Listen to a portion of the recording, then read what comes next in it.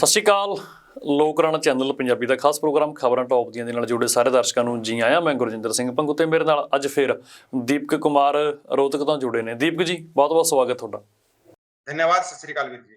ਸਤਿ ਸ਼੍ਰੀ ਅਕਾਲ ਜੀ। ਦੀਪਕ ਜੀ, ਆਖਰ ਬੀਜੇਪੀ ਨੇ ਪੰਜਾਬ ਦੇ ਵਿੱਚ ਪੈਰ ਪਸਾਰਨੇ ਸ਼ੁਰੂ ਕਰਤੇ। ਪਹਿਲਾਂ ਜੋ ਇਹ ਕਵਾਇਦ ਸੀ ਬੜੀ ਧੀਮੀ ਸੀ। ਇਸ ਹਫ਼ਤੇ ਦੇ ਵਿੱਚ ਵੱਡੀ ਗਤੀਵਿਧੀਆਂ ਦੱਸੀ ਜਾ ਰਹੀਆਂ ਨੇ ਭਾਜਪਾ ਦੀਆਂ। ਇੱਕ ਤਾਂ ਬੀਤੇ ਕੱਲ ਰੈਲੀ ਹੋ ਕੇ ਹਟੀ ਹੈ ਅਮਿਤ ਸ਼ਾਹ ਦੀ। ਉਸ ਤੋਂ ਬਾਅਦ ਦੋ ਪ੍ਰੋਗਰਾਮ ਲਗਾਤਾਰ ਨੇ ਨਰਿੰਦਰ ਮੋਦੀ ਦੇ। 14 ਤੇ 16 ਤਰੀਕ ਪਹਿਲਾਂ ਹੀ ਡਿਕਲੇਅਰ ਹੋ ਗਈ ਸੀ। ਪਹਿਲਾਂ ਕਹਿੰਦੇ ਸੀ ਕਿ ਵਰਚੁਅਲ ਰੈਲੀ ਹੋਊਗੀ, ਉਸ ਤੋਂ ਬਾਅਦ ਫਿਜ਼ੀਕਲ ਤੌਰ ਤੇ ਖੁਦ ਨਰਿੰਦਰ ਮੋਦੀ ਹਾਜ਼ਰ ਹੋਣਗੇ ਪੰਜਾਬ ਦੇ ਵਿੱਚ। ਵਰਚੁਅਲ ਰੈਲੀ ਕੈਂਸਲ ਕਰ ਦਿੱਤੀ ਗਈ ਸੀ। ਹੁਣ ਇਹਦੇ 'ਚ ਬੜੀ ਅਹਿਮ ਮੋੜ ਨੇ, ਕਹਿੰਦੇ ਕਿ ਵਾਹਵਾ ਇਕੱਠ ਹੋਣ ਵਾਲਾ ਬੀਜੇਪੀ ਦੀ ਰੈਲੀਆਂ ਦੇ ਵਿੱਚ। ਹਾਲਾਂਕਿ ਇਹ ਗੱਲਾਂ ਵੀ ਚੱਲਦੀਆਂ ਨੇ ਕਿ ਜੋ ਦਿਹਾੜੀਦਾਰ ਮਜ਼ਦੂਰ ਨੇ ਉਹਨਾਂ ਨੂੰ ਪੈਸੇ ਲੈ ਕੇ ਆਂਦਾ ਜਾ ਰਿਹਾ। ਇਹੋ ਜਿਹੀ ਘਟਨਾ ਇੱਕ ਸਾਡੇ ਨਾਲ ਵੀ ਅਸੀਂ ਅੱਖੀਂ ਦੇਖਿਆ। ਜਦੋਂ ਰੈਲੀ ਸਮਾਪਤ ਹੋਈ ਤਾਂ ਕੁਛ ਆਗੂ, ਕੁਛ ਲੀਡਰ ਸੀ, ਕੋਈ ਵੱਡੇ ਲੀਡਰ ਤਾਂ ਨਹੀਂ ਸੀ ਪਰ ਆਪੋ ਆਪਣੇ ਮਹੱਲਿਆਂ ਦੇ ਹੋਣੇ ਸ਼ਾਇਦ, ਉਹ ਪੈਸੇ ਵੰਡ ਰਹੇ ਸੀ ਜੋ ਦਿਹਾੜੀਦਾਰ ਬੰਦੇ ਸੀ। ਅਸੀਂ ਉਹਨਾਂ ਨਾਲ ਗੱਲ ਕੀਤੀ, ਉਹ ਕਹਿੰਦੇ ਸਾਨੂੰ 500 ਰੁਪਏ ਕਿਹਾ ਗਿਆ ਸੀ ਪਰ ਬੰਦਾ, ਕਿ ਰੈਲੀ ਦੇ ਵਿੱਚ ਜਾਓ, ਅੱਜ ਸਾਨੂੰ ਕੰਮ 'ਤੇ ਜਾਣ ਦੀ ਲੋੜ ਨਹੀਂ, ਪਰ ਬੰਦੇ ਨੂੰ ਅਸੀਂ 500 ਰੁਪਇਆ ਦੇਵਾਂਗੇ। ਇਹੋ ਜਿਹੀਆਂ ਘਟਨਾਵਾਂ ਚਲੋ ਰੈਲੀਆਂ 'ਚ ਇਕੱਠ ਕਰਨ ਲਈ ਆਮ ਵਾਪਰਦੀਆਂ ਰਹਿੰਦੀਆਂ ਨੇ। ਤੁਸੀਂ ਕਿਸ ਨਜ਼ਰੀਏ ਤੋਂ ਦੇਖਦੇ ਹੋ ਇਹ ਸਭ ਕਾਸੇ ਪ੍ਰੋਗਰਾਮ ਨੇ ਜੋ ਬੀਜੇਪੀ ਪ੍ਰੀ ਪਲਾਨਡ ਤਰੀਕੇ ਨਾਲ ਚੱਲ ਰਹੀ ਹੈ? ਦੀਪਕ ਜੀ देखिए वीर जी, बीजेपी ने जो पैर पसारने की कवायद थी ना पंजाब के अंदर, वो जो ये बाबा को, बलात्कारी बाबा को पैरोल पे बाहर निकाला 21 दिन की पैरोल पे, वहीं से इन्होंने शुरू कर दिया था। पहले इन्होंने जाके देखा, नहीं जा पा रहे थे, नहीं हो पा रहा था कुछ भी। फिर इन्होंने इस बाबा को छोड़ के अपना जो एक ब्रह्मास्त्र बोलते हैं, अपने आप को चाणक्य समझते हैं, वो अपनाने के लिए बोलते हैं। इस बाबा का थोड़ा बहुत है वहां पे पंजाब के अंदर कुछ पकड़ है, इसके अनुयायी होंगे वहां पे, तो इस बाबा के जरिए ये वहां पे पैर पसारना चाह रहे हैं।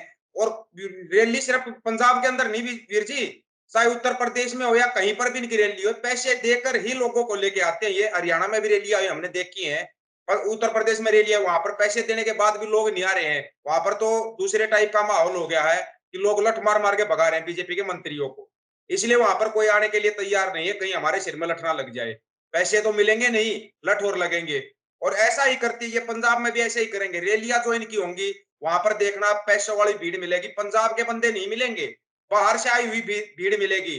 बिहार से या और कहीं से लेके आते 500 रुपए दे के पर डे दिहाड़ी के आधार पे। उसके बाद ये बाबा के जरिए पैर पसारना चाहती है बीजेपी पंजाब के अंदर।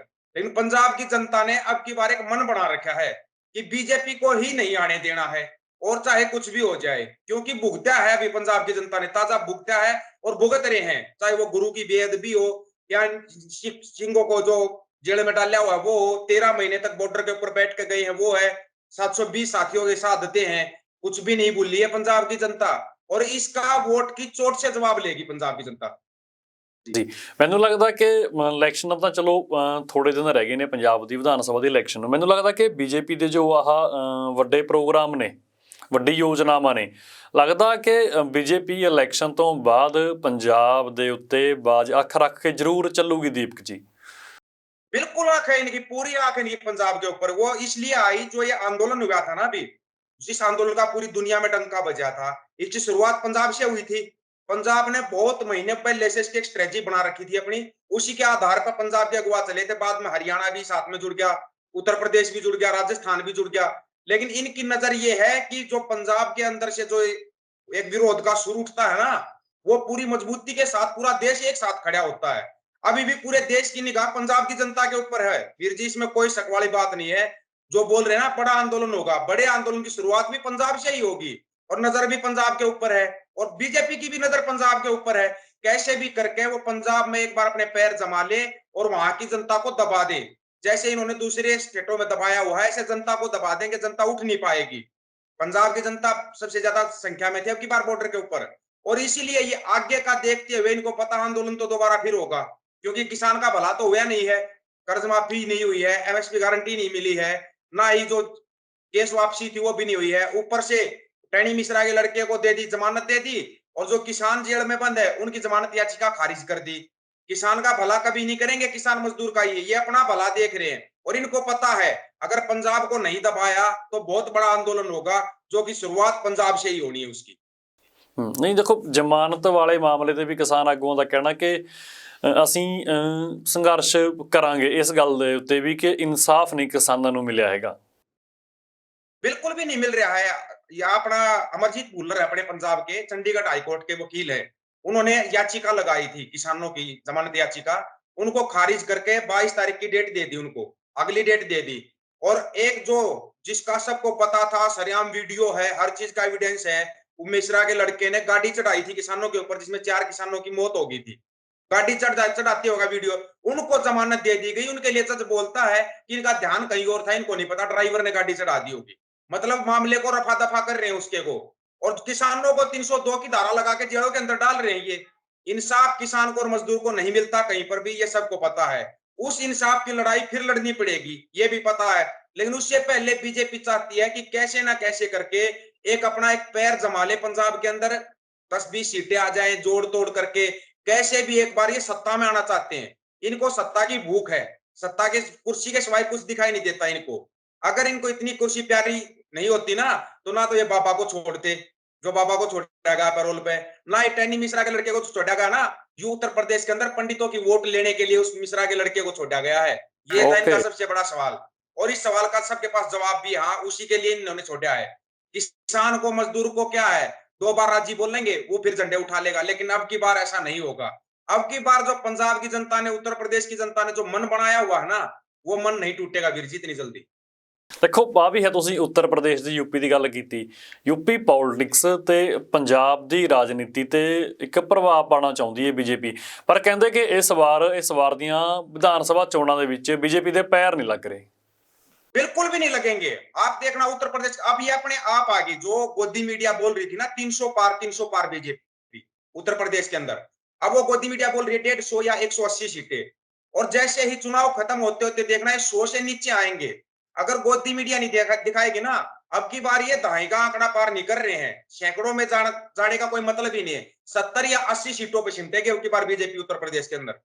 और ये एक बहुत बड़ा आने वाले उसकी जो है, ये जो 2024 में चुनाव होगा ना, उसका संकेत है ये कि इनकी हालत क्या होने वाली है। इनको पता था, इनका पूरा दाव उत्तर प्रदेश के ऊपर था। पंजाब में इनके पैर जमने नहीं है, उत्तराखंड में इनके जमेंगे नहीं पैर, और कहीं इनकी सरकार आनी नहीं है। इन्होंने सोचा फिर चलो वो कुछ ना से कुछ सही पंजाब में ही देख लेते, थोड़ी कोशिश करके। ये कोशिश कर रहे हैं लेकिन कामयाब नहीं हो पाएंगे। अब की बार पंजाब की जनता ने जो मन बनाया हुआ ना, उस मन को ये हटा नहीं सकते। ਬਿਲਕੁਲ। ਦੇਖੋ ਕਿਸਾਨੀ ਅੰਦੋਲਨ ਦਾ ਹੀ ਅਸਰ ਮੰਨ ਸਕਦੇ ਆਪਾਂ ਇਸ ਨੂੰ ਕਿ ਭਾਜਪਾ ਸੱਤਾਧਾਰੀ ਪਾਰਟੀ, ਉਹ ਹੁਕਮਰਾਨ ਜਿਹੜੇ ਦਾਅਵਾ ਕਰਦੇ ਸੀ ਕਿ ਸਾਡਾ ਸਾਨੀ ਨਹੀਂ ਕੋਈ ਹੈਗਾ ਹਿੰਦੁਸਤਾਨ ਦੇ ਵਿੱਚ, ਸਾਡੇ ਸਾਹਮਣੇ ਕੋਈ ਵਿਰੋਧੀ ਧਿਰ ਟਿਕ ਨਹੀਂ ਸਕਦੀ। ਇਹ ਕਿਸਾਨੀ ਅੰਦੋਲਨ ਦਾ ਹੀ ਅਸਰ ਹੈ ਕਿ ਅੱਜ ਬੀਜੇਪੀ ਸਰਕਾਰ ਲਈ ਆਹ ਹਾਲਾਤ ਪੈਦਾ ਹੋ ਗਏ।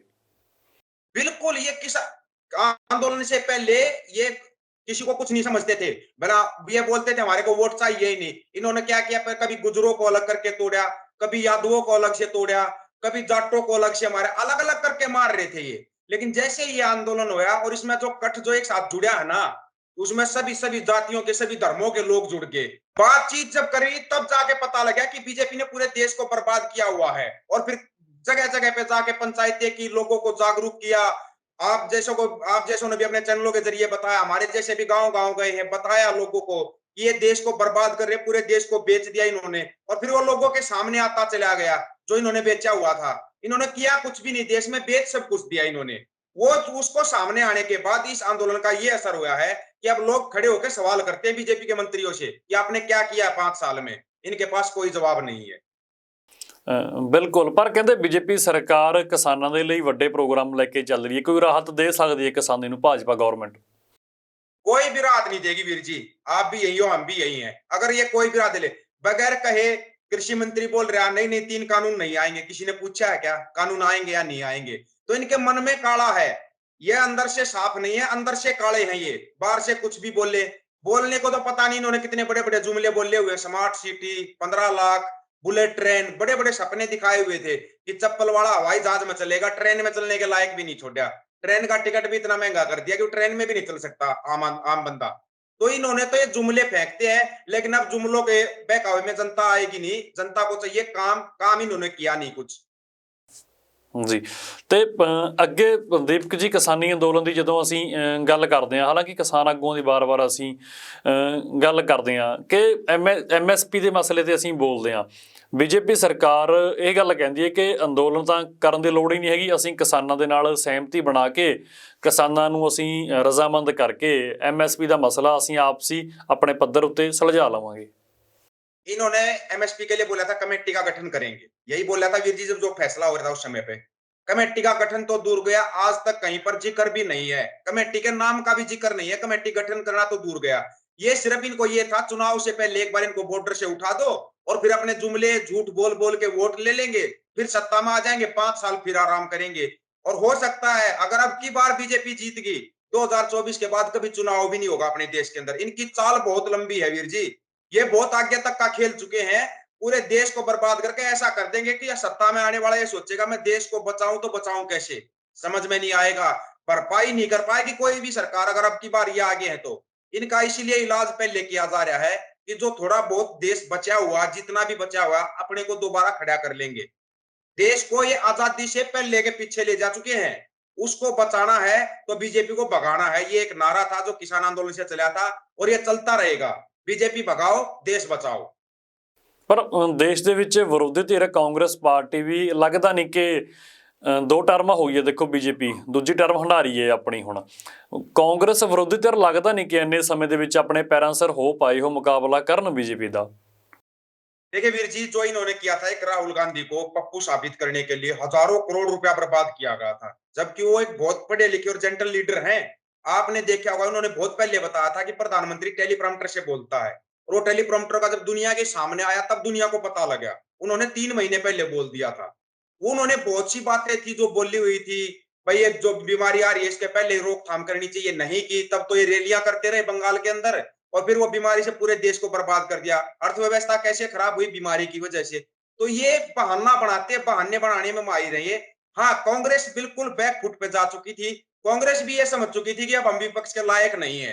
लेकिन अब धीरे धीरे कांग्रेस में ऊर्जा आने लगी, कांग्रेस में ऊर्जा आई आंदोलन के बाद, जब किसानों ने दिखाया कि हाँ इनसे कोई टकरा सकता है, इनको कोई टक्कर दे सकता है। और फिर सोशल मीडिया पर लोगों ने जो इनको टक्कर दी, गोदी मीडिया को, तब इनकी समझ में आया कि हाँ इनको दबाया जा सकता है, इनको हराया जा सकता है। एक तरह से अपने आप को अपराजित घोषित कर चुकी थी बीजेपी कि हमारे को कोई हराने वाला नहीं है। लेकिन जब ये किसानों से टकराए है ना, तब पता लगा कि हाँ इनको उल्टा भी किया जा सकता है और इनको हराया भी जा सकता है। अब कांग्रेस और अन्य पार्टियों की भी समझ में आ गई है कैसे भी गठजोड़ करके इनको हराना बहुत जरूरी है। तो अब तो इनको हराया जाएगा वीर जी। ਤੇ ਜਿਹੜੀਆਂ ਆਹ ਚੋਣਾਂ ਹੋਣਗੀਆਂ ਉੱਤਰ ਪ੍ਰਦੇਸ਼ ਦੀਆਂ, ਇਹਨਾਂ ਦਾ ਕਿੰਨਾ ਕੁ ਪ੍ਰਭਾਵ ਰਹੂਗਾ 24 ਦੇ ਉੱਤੇ? इसका पूरा पूरा प्रभाव रहेगा उत्तर प्रदेश का। जो 24 के चुनाव होंगे ना, उत्तर प्रदेश ही तय करता है आने वाला प्रधानमंत्री कौन बनेगा। प्रधानमंत्री का जो चेहरा होता है, उत्तर उत्तर प्रदेश में सबसे ज्यादा 400 से ज्यादा सीटें हैं, वही तो तय करता है प्रधानमंत्री कौन बनेगा। और वो उत्तर प्रदेश ने अब की बार दिखा रखा है, गठबंधन की सरकार आएगी, उसके बाद जो प्रधानमंत्री बने, अगला जो प्रधानमंत्री बनेगा देश का, वो देश का प्रधानमंत्री बनेगा, ना कि किसी पार्टी विशेष का प्रधानमंत्री बनेगा। प्रधानमंत्री का फर्ज नहीं होता गली गली जाके वोट मांगना, प्रधानमंत्री देश के वो किसी पार्टी के नहीं है। गृह मंत्री का वो फर्ज नहीं बनता गांव गांव जाके वोटें मांगता फिर गली गली में जाके, वो देश के गृह मंत्री है, पार्टी के गृह मंत्री हैं। इन्होंने क्लियर दिखा दिया इनको सिर्फ अपनी पार्टी से मतलब है, बाकी जनता भाड़ में जाओ, इनका सीधा नारा है, अपना काम बनता भाड़ में जाए जनता। लेकिन अब की बार जनता समझ चुकी है और इनको ठोक के जवाब देगी। ਅਮਿਤ ਸ਼ਾਹ ਨੇ ਤਾਂ ਪੰਜਾਬ 'ਚ ਵੀ ਪ੍ਰੋਗਰਾਮ ਰੱਖੇ ਸੀ ਆਪਣੇ, रूबरू होके गए सी ਉਹ जनता ਦੇ। कौन सी जनता के रूबरू होकर गए हो? गए जहां किसान बैठे हुए थे, काले झंडे लेके बैठे, उनके पास गए? नहीं गए, ना ही जाएंगे। ये अपनी किराए की भीड़ लेके आते हैं, वो भीड़ दिखा देते हैं, और गोदी मीडिया का काम है दिखाना। लाखों आदमी आगे, हजारों आदमी आगे, उनमें से आप गिनती करोगे ना तो पंजाब के लोकल आपको 1000 आदमी भी नहीं मिलेंगे कहीं पर भी, जहां पर भी इनकी रैली होती है। एक जगह से, एक किसी डिस्ट्रिक्ट से 1000 बंदे भी आए हो ना पंजाब के लोकल, गारंटी है इस चीज की, हम यहाँ बैठे बैठे बता सकते हैं, क्योंकि हमने इनको देखा हुआ है। ये बाहर से बंदे बुलाते हैं तब ये रैली करते हैं, इनके बस का नहीं ये रैली करना। अगर गृह मंत्री साहब आए थे तो किसानों से क्यों नहीं मिलके गए? जो किसान बैठे हुए थे रोड पे, वो भी तो विरोध ही कर रहे हैं शांतिपूर्वक बैठ के, उनसे मिलकर जाना था। गृह मंत्री का फर्ज बनता था, आप किस लिए बैठे हो, क्यों विरोध कर रहे हो? क्या मिलने का फर्ज नहीं बनता उनका? मिलके गए? नहीं मिलके गए। इनका यही काम है, आना जहाज से आना या गाड़ी से आना, अपना बोलना और चल देना। जनता की कभी सुनते नहीं है ये, लेकिन अब की बार जनता इनको सुना देगी। ਜੀ ਬਿਲਕੁਲ।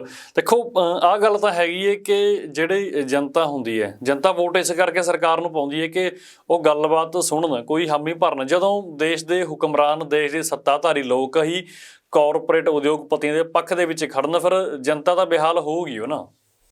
बिल्कुल। हम कोई भी मंत्री चुनते हैं, नेता चुनते हैं, इसलिए चुनते हैं कि आगे जाके हमारी आवाज को उठाएगा, हमारे बारे में कुछ बोलेगा, भाई शिक्षा के लिए, स्वास्थ्य के लिए, रोजगार के लिए बोलेगा। लेकिन इन्होंने शिक्षा, स्वास्थ्य, रोजगार का तो पिछले 7 साल से कहीं पर भी जिक्र किया किसी भी बीजेपी के मंत्री ने। गृह मंत्री आए थे, क्या शिक्षा, स्वास्थ्य, रोजगार का जिक्र किया? नहीं किया। प्रधानमंत्री ने जितने बार भी बातचीत की है, कभी किया शिक्षा, स्वास्थ्य, रोजगार? ये करते ही नहीं। इनको मतलब ही नहीं इन चीजों से। देश के अंदर अहम मुद्दे होते हैं शिक्षा, स्वास्थ्य और रोजगार, उनका कहीं पर भी जिक्र नहीं मिलेगा। अभी प्रधानमंत्री भी आ रहे हैं 14 और 16 को, देख लेना, वो कोई जिक्र नहीं करेंगे। वो या तो धार्मिक मुद्दों में मोड़ जाएंगे पंजाब को, या दूसरे टाइप का रंग देंगे, रंग दे के जाएंगे। ये आप याद रखना इस बात को, धार्मिक रंग दे के जाएंगे ये। इनका काम ये है, बस आप फूट डालो, राज करो। ਜੀ ਦੀਪਕ ਜੀ, ਬਹੁਤ ਬਹੁਤ ਸ਼ੁਕਰੀਆ ਗੱਲਬਾਤ ਦੇ ਲਈ, ਤੁਹਾਡਾ ਧੰਨਵਾਦ। धन्यवाद वीर जी। ਜੀ ਸਤਿ ਸ਼੍ਰੀ ਅਕਾਲ। ਦੋਸਤੋ, ਸਾਡੇ ਨਾਲ ਜੁੜੇ ਹੋਏ ਸੀ ਦੀਪਕ ਕੁਮਾਰ ਰੋਹਤਕ ਤੋਂ। ਤੁਸੀਂ ਜੁੜੇ ਰਹੋ ਤੁਹਾਡੇ ਆਪਣੇ ਚੈਨਲ ਲੋਕ ਰਾਣਾ ਚੈਨਲ ਪੰਜਾਬੀ ਤੇ। ਧੰਨਵਾਦ।